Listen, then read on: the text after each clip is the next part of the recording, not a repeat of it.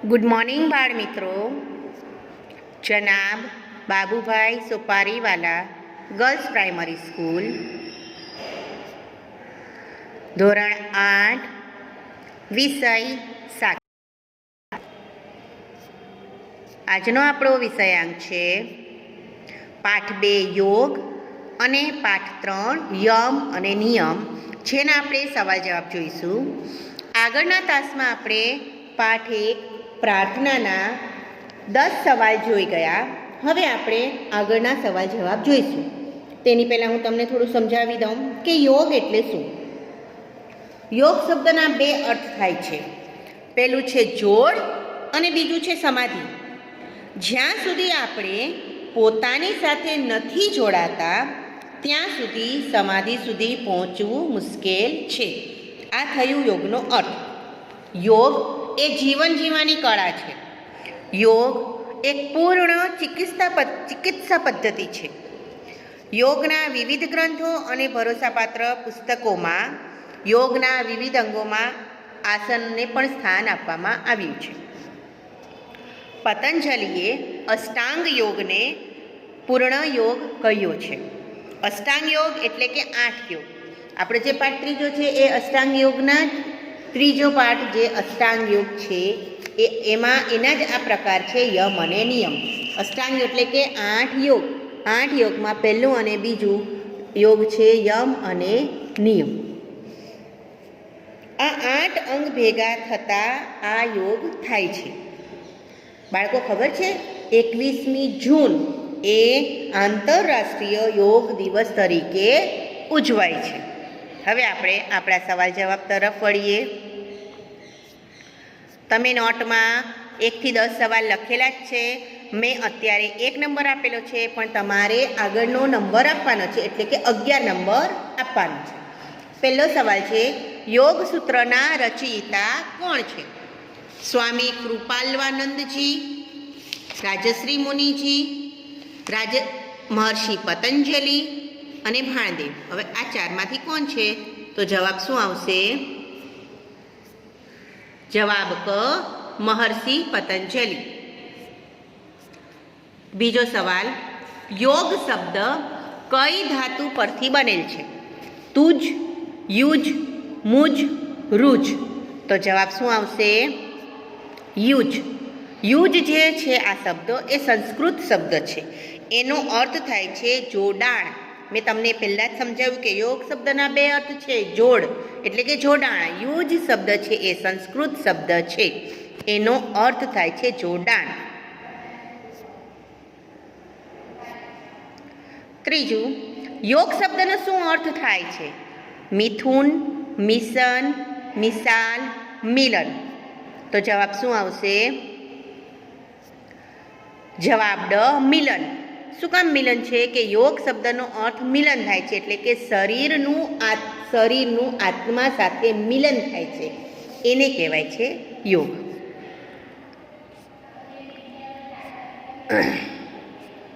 યોગથી આપણા મનમાં શું આવે છે? સ્થિરતા, રાજયોગ, જટિલતા, ચંચળતા. જવાબ અ, સ્થિરતા. 5મું, મહર્ષિ પતંજલિએ યોગને કેટલા અંગોમાં ઢાળે છે? જવાબ ક, 8. 6, યોગથી રોગ પ્રતિકારક ક્ષમતામાં શું થાય છે?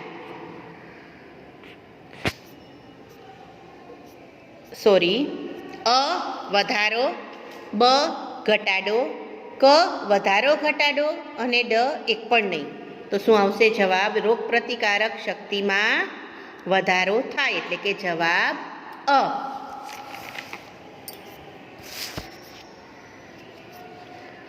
7મું, યમ, નિયમ, આસન, પ્રાણાયામ અને પ્રત્યાહાર શું કહેવાય છે? અંતરંગ યોગ, અતિરંગ યોગ, બહિરંગ યોગ, અનંતરંગ યોગ. તો જવાબ આવશે ક, બહિરંગ યોગ.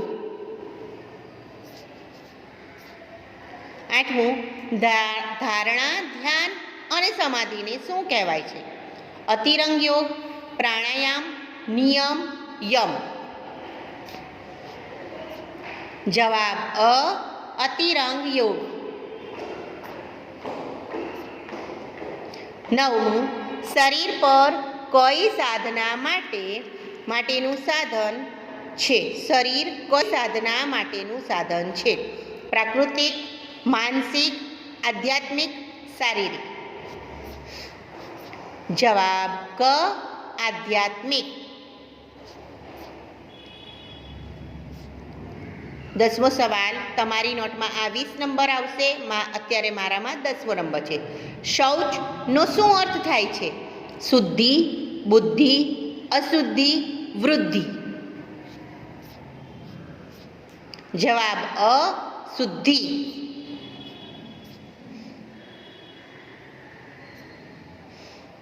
11મો સવાલ અસ્તેય એટલે શું? જૂઠું ન બોલવું, નિંદા ન કરવી, ઈર્ષ્યા ન કરવી, ચોરી ન કરવી. તો જવાબ આવશે ચોરી ન કરવી.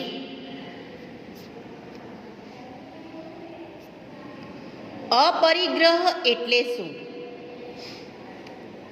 જૂઠું ન બોલવું, સોરી.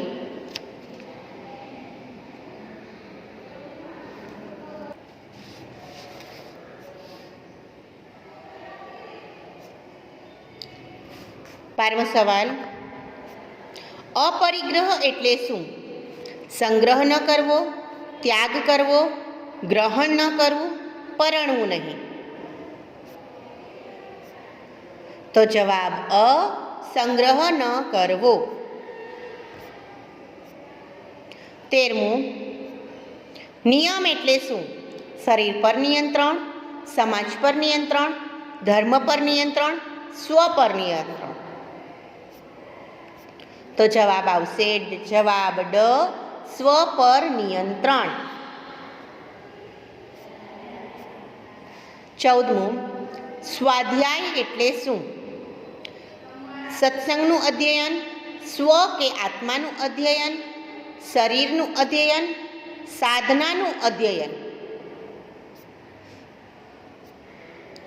જવાબ બ, સ્વ કે આત્માનું અધ્યયન. 15મું, લાલચ કોના જેવી છે? ગંગાજળ જેવી, આકાશ જેવી, દર્પણ જેવી, મૃગજળ જેવી. જવાબ ડ, મૃગજળ જેવી. બાળમિત્રો, આજના આપણા આ સવાલ જવાબ અહીં પૂરા થાય છે. આગળ મેં તમને પહેલા વિડીયોમાં 10 સવાલ કરાવ્યા, અત્યારે મેં તમને 15 સવાલ કરાવ્યા, એટલે તમારા 25 સવાલ થઈ ગયા, જે તમારે નોટમાં સારી રીતે લખવાના રહેશે. Thank you.